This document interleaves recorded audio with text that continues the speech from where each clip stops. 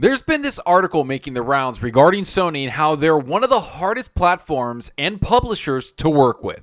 This is not gamers or media types calling out Sony with their rigid ways of doing business. No, these are developers in the industry calling them out. So let's get into what is said and if Sony is going to change the way they do things or if they'll continue to have this type of bad press surrounding their platform. Let's get into it.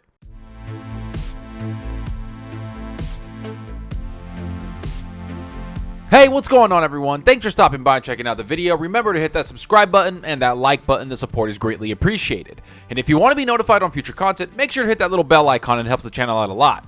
Alright, so let's get into this pretty harsh article that focuses on PlayStation's platform and how they really don't support indie developers at all. And this might sound a little hyperbolic or crazy, but like most things in the real world, the truth is far stranger than fiction. That's exactly what's happening with Sony and the way they treat indie developers, which is a stark change in platforms when compared to Nintendo and Xbox, who have supported indie developers like crazy. Nintendo has given them a brand new audience to get their games to, and Xbox has ID at Xbox, which has helped so many new developers try to reach a new audience.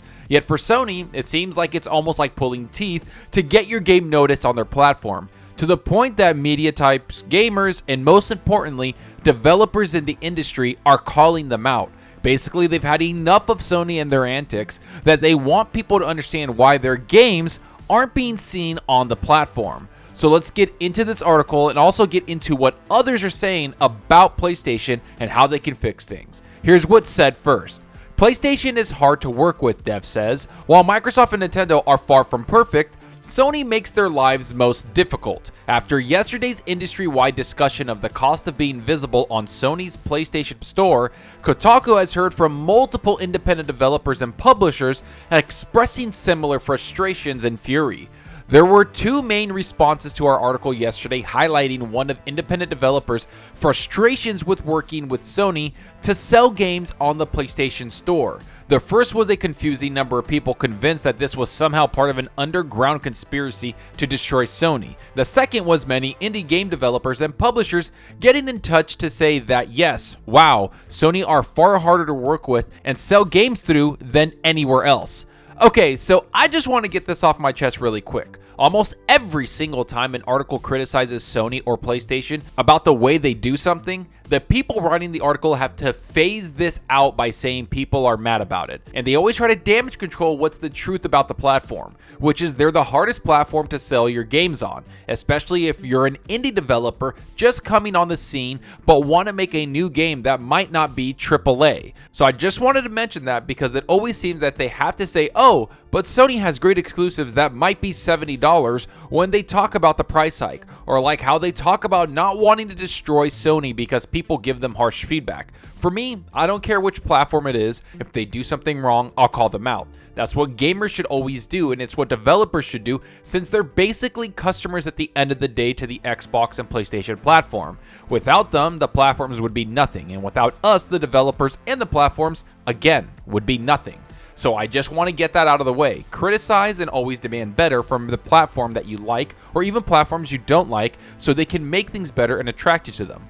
But now, let's move on, I digress. Let's get into what developers are saying about Sony and what they've been doing to basically hinder the growth of indie developers. Here's what the article says and what developers are saying about Sony.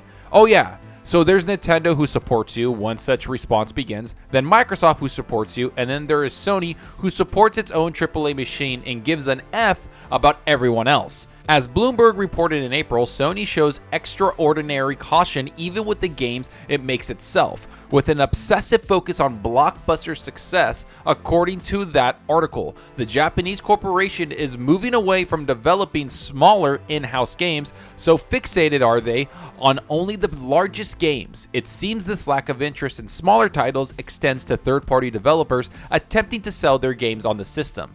So this is something that we've talked about on this channel multiple times. Yet it seems that it's not sinking in just yet to people. There's been multiple reports about Sony not building smaller games, but instead they want to make huge AAA blockbuster games, and that's it. If your game is smaller, if it doesn't have the potential to be a big, huge, multi-million unit seller, they don't want anything to do with it. Even games like Days Gone, which sold millions upon millions of copies, isn't getting a sequel apparently. So this is something that's been no secret, and it's something that Sony is focusing on. Instead of the small indie developer who, by the way, carried the PS4 platform for years when the console launched. It seems that Sony has pushed those games aside for the big games they love to make. And hey, I love big AAA games and I love big blockbuster games. But like any gamer, it's not the only games I play. I love playing a variety of games, which is something that Sony just doesn't understand anymore, like a developer mentions right here. Sony does not understand what indie means. An independent publisher tells me under the condition of anonymity via Twitter DMs. Not all, for them indie is something in the lower million budgets. No platform is great, but Sony is particularly terrible, says another publisher to me via Discord. They know it too. They've had a problem for a long time, and they've been telling devs they have a problem for a long time, but they've just never fixed anything, so the problem persists. And this is where things start to take a turn for the worse, because Sony used to be the platform that developers went to for great growth.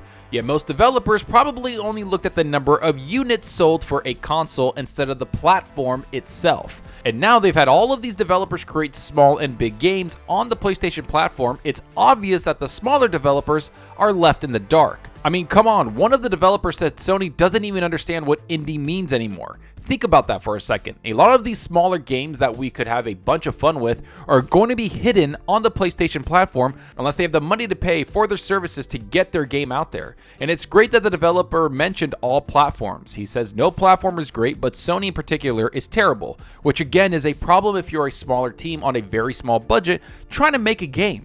And the kicker is that Sony knows they have a problem, but have done nothing to fix the issue. It's because they don't care about smaller games and have said as much when they talked about making less games, but higher quality AAA games. That's something that the leadership of Sony has said. And speaking of leadership, we all know that Jim Ryan runs everything over there at Sony PlayStation, and the way he runs things is far different from how Sean Layden and the PS4 leadership did. So it's no surprise to see some of these things change. And to be fair, developers also mentioned Xbox and how it is to promote their games on that platform, and Nintendo's. Here's what was said. When I ask any of these industry figures what it is that Microsoft and Nintendo does better, the answer is always the same: communication. It helps every part of the process, one indie publisher tells me of Microsoft's quick responses. Eric Freeman, independent developer of Deja Vu, tells me over Twitter, besides their cut for sales, we've never been asked for money. And everyone on the ID at Xbox team have been incredibly nice and responsive. He went on to detail how Microsoft have repeatedly invited them to be in sales, making the process simple. Heck, they even invite you to shows, another publisher tells me. They not only invite you if you are already popular, they try to invite quality games, no matter if you know them already. And Game Pass. Game Pass is a thing and it offers good value. Meanwhile, communication with Sony is reportedly extraordinarily difficult. Ragnar of indie developer Red Thread Games tweeted his frustrations. We're a pretty established developer with a proven track record, but I honestly have no idea who to even contact to make console sales happen. It's like trying to be heard in the vacuum of space. And there you have it. I wanted to put this last little bit of information out there because it's obvious that Sony has a huge problem. The only difference is now developers are calling them out because they have different avenues to get their games out there. Instead of relying on Sony and their platform, developers are looking to Xbox, Nintendo, Switch, and of course Steam on PC or even the Epic Game Store to put their games out there. And with the growth of gaming and the way there's so much more competition between all platforms, it's obvious this is something that developers are more willing to call out, which to me is a great thing because they should call out Sony and they should call out every single publisher and developer team to make things easier for them, because they make the games we love, and at the end of the day it should be a far easier for them to get their hard work out to people that want to play their games. Let's hope Sony learns something from Xbox and Nintendo, because it's not looking good for them, especially with all the negative news that's been floating around as of late for PlayStation. And I'm not just saying that just to be a hater. I'm honestly saying that because over the last year, there's been a lot of little black guys that hit Sony. And I want to see them succeed. I want to see them have competition with Xbox, Nintendo, and every other platform out there. But you know what? These little things that are coming out, these developers that are coming out, and these gamers that are speaking out is something that Sony should listen to, because it'll make their platform better in the long run. Much like Xbox did with the Xbox One generation, they listened, they learned, and they adapted extremely well. But enough of what I think about all of this. Tell me what you think about all of this. Are you surprised to hear this about Sony? What can they do to fix this problem? Are developers confident to call Sony out now that they have Game Pass and other platforms? Will Sony do anything to fix this problem? Or will they only concentrate on AAA games? Go down below and let me know. And I hope you enjoyed the video, and if you did, please hit that subscribe button and that like button to support us out the channel more than you know. And give me a follow on Twitter at Zalker87. I'm always on there talking games and sharing my latest videos. Plus, I love interacting with everyone there, so get on Twitter and let's talk about gaming. Also, follow me on Xbox Live. My gamertag is Zalker87, just like my channel name. See what games I'm playing, and let's compete in achievements for the month. So right now, I'm playing a lot of Dungeons & Dragons. I'm going to beat that game with my friends, but we kind of had to take a break because we had the 4th of July weekend and a couple of us were out of town and we were just having fun with family.